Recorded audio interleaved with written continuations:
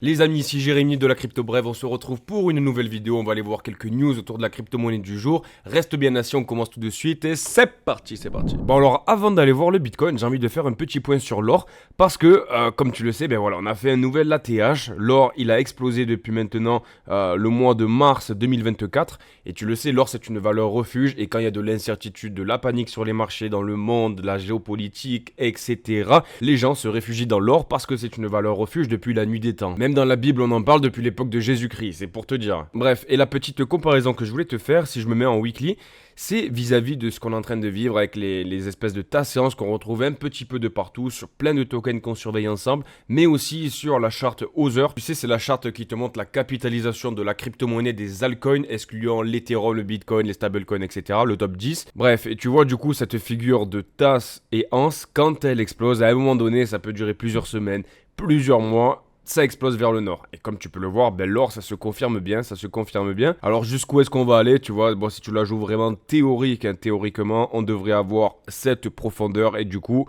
la retrouver en sortie. Donc tu vois, typiquement, on serait peut-être pas loin d'un signal de top vis-à-vis de l'or et vis-à-vis du coup de la peur qu'il y a dans les marchés. Parce que l'or, c'est une valeur refuge et finalement, lorsque l'argent ou les capitaux, la liquidité se dirigent vers l'or, vers le dollar américain, etc., c'est que les gens se décorrèlent des marchés, risk-on.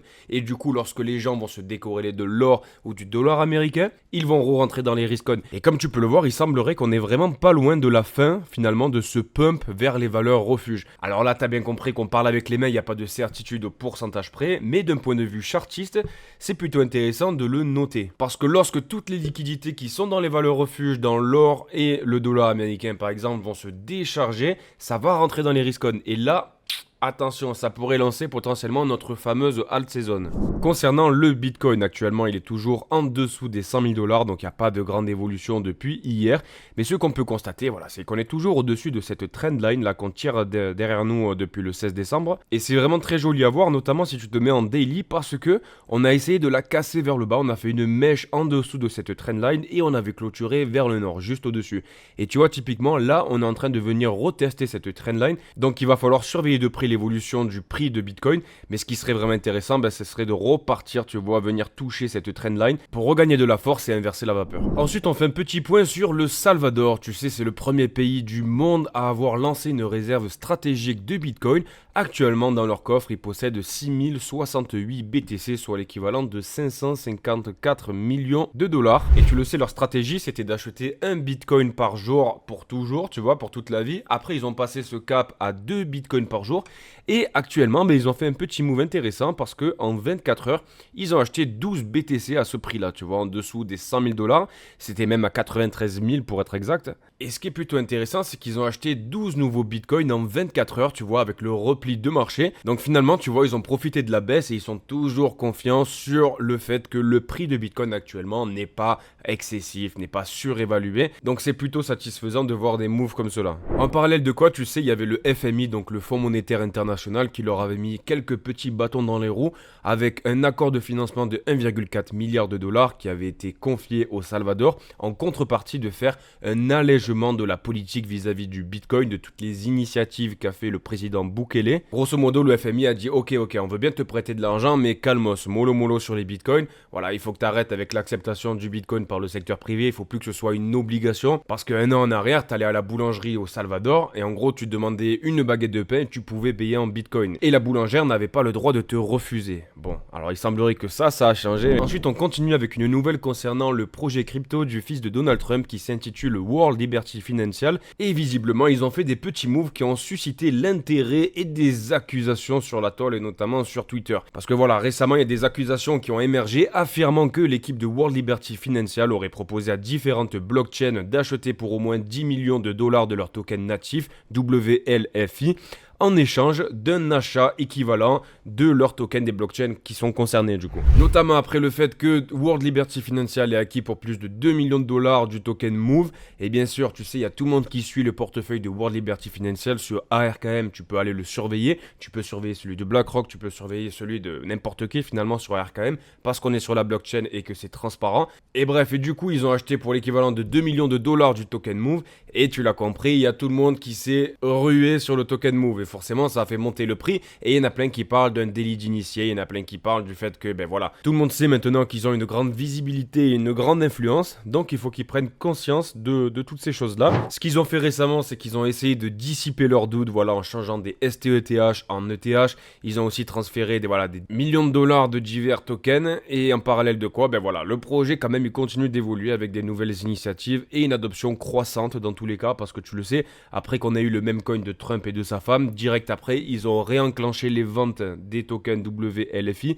et il y a tout qui s'est vendu comme une bouchée de pain. D'ailleurs, les nouveaux tokens qu'ils ont rajoutés de WLFI, ils ont vendu 3 fois plus cher que ce que nous on a acheté sur la crypto brève. Je sais pas si t'en as acheté toi personnellement, mais voilà, c'est plutôt cool. Personnellement, j'avais mis un petit billet, voilà, c'est de l'argent que j'ai pas besoin. Je me suis dit, je joue au loto vu qu'il y a Trump qui va certainement être président. C'était cet été, il était pas encore élu là, le Donald. Mais ce qui est plutôt sympa, c'est que du coup au listing de ce token, ben, on aura déjà un x3. Ensuite, on continue avec Hyperliquid qui a généré plus de revenus hebdomadaires que la blockchain Ethereum. Et ça souligne bien du coup les complexités qui sont autour de l'écosystème d'Ethereum mon gros. Donc selon les données de Defiliama, entre le 27 janvier et le 3 février, Hyperliquid a généré pour l'équivalent de 12,8 millions de dollars de revenus, dépassant les 11,5 millions de dollars d'Ethereum. Donc ce qu'on doit constater, c'est que dans un premier temps, cette croissance elle reflète l'ascension d'Hyperliquid en tant que plateforme de référence pour le trading et pour les contrats perp. Mais dans un second temps, ce qu'on doit constater, c'est que l'écosystème d'Ethereum doit évoluer parce qu'ils doivent générer des bénéfices avec tout le market cap, toute la capitalisation qu'ils ont acquis. C'est pas possible, c'est pas plausible de générer seulement 12 millions de dollars, et ça je te le disais déjà il y a quasiment un an en arrière. Alors attention, ça veut pas dire qu'Ethereum est survalorisé, ça veut pas dire qu'Ethereum va cracher, qu'Ethereum va aller à zéro, j'ai pas dit ça mon gros,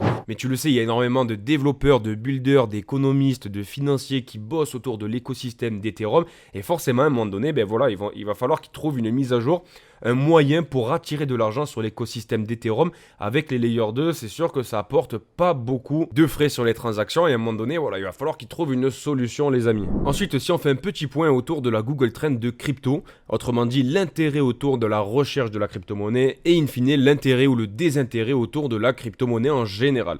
Ce qu'on peut constater, c'est qu'on avait eu un beau pump du coup suite à l'élection de Donald Trump où tout a explosé, le Bitcoin est passé au-dessus de 100 000 dollars et sur l'intérêt autour de la crypto-monnaie en particulier, on est monté à 74. Tout en sachant que lors du précédent bull run, on avait atteint les 100, ok, en 2021. Donc 74, on n'est vraiment pas là dans un sentiment de marché incontrôlable. Ce qu'on peut constater, c'est qu'avec la récente correction, notamment des crypto-monnaies, des altcoins de qualité en plus, comme on a pu le voir avec Bitensor qui est parti direction les 200 dollars, c'est une dinguerie. Eh bien, l'intérêt autour de la crypto-monnaie, il a chuté, il est descendu au 47 et actuellement, on a l'impression de voir un petit rebond. Alors pour l'instant, c'est un rebond qui est plutôt timide et il est légitime de se poser la question si c'est un rebond qui est intermédiaire, c'est une correction qui va nous amener encore plus bas sur l'intérêt autour de la crypto-monnaie. Mais toujours est-il que voilà, on a un petit regain d'intérêt, on est passé de 47 à 51. Donc voilà, on va suivre ça de près, mon gros. Ensuite, si on fait un petit point sur le NUPL, qui est une métrique pour connaître le sentiment de marché et pour essayer d'avoir une petite intuition vis-à-vis du top de marché du Bitcoin et de la crypto-monnaie. Et grosso modo, ce que ça va analyser, c'est les profits non réalisés ou les pertes non réalisées en net. Ce qu'on peut constater, c'est que dans l'histoire, lorsqu'on commence à avoir la courbe bleue qui vient toucher, qui vient titiller la courbe noire, c'est que ça commence vraiment à chauffer. En 2018, carrément, la courbe bleue, elle était passée au-dessus du prix de Bitcoin. En 2012, je t'en parle même pas parce que la capitalisation, elle était ridicule. Donc voilà, il suffisait de quelques millions pour faire pumper le prix. Ce qu'on peut constater, c'est qu'actuellement, on est toujours dans le déni. On est toujours dans la zone déni, la zone orange. Et on est en train de descendre sur cet indicateur pour se rapprocher petit à petit de l'anxiété. Donc écoute, j'ai envie de te dire, c'est plutôt intéressant. C'est plutôt intéressant. Si on a encore une correction de Bitcoin qui nous amène dans des zones aux alentours des 80, 85 000, voilà, c'est pas quelque chose que je souhaite, d'accord.